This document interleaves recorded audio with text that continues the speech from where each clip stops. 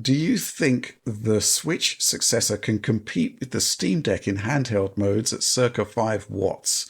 Does the next Switch, quote unquote, need to compete with these handhelds in this new market, or have we all lost the point because third party performance is irrelevant to the next Switch's success, just like the current one?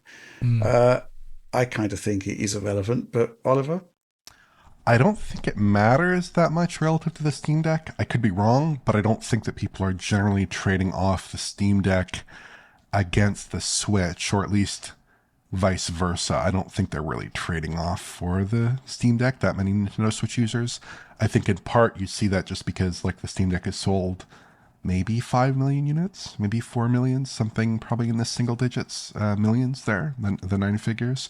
Whereas Switch is like 150 million or something, 140, 150 million. It's a lot of units there.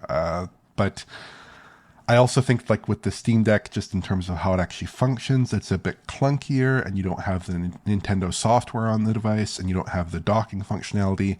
And there are a lot of things that kind of push you away from that concept if you are someone who's in the market for a Switch, that might put you off of the Steam Deck concept. In terms of its competitiveness with Steam Deck, I think we just don't know at the moment, but you've got Ampere at 8 nanometers potentially versus RDNA 2 at 7. That is, kind of a similar generation of product there.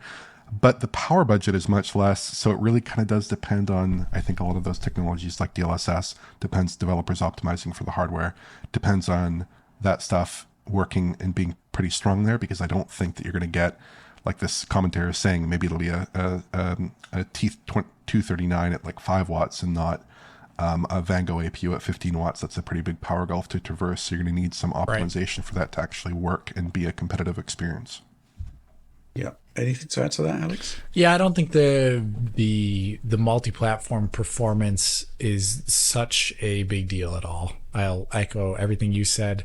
The only time I think it matters is maybe if there's a launch period where there's a product drought and like they need things to show up on the Switch, and ports could fill that little gap. But that would just be one part of this product's lifetime of releases, and it wouldn't actually probably matter in comparison to the next Zelda, Smash Bros, Mario Kart, whatever. That's why people buy the Switch. Yeah, I'm inclined to agree. I think uh, there's a lot of ways to look at this, but the power gulf between a 15-watt Steam Deck processor and whatever the Switch 2 is doing in portable mode, it's going to heavily favor the Steam Deck, right? However, on the flip side, you're going to have developers specifically targeting that platform on Nintendo Switch in a way that they don't really do for the Steam Deck. You get some games that have like Steam Deck support, but developers aren't going out of their way to create a specific Steam Deck version of that game. That's the difference there. That's what makes all the difference.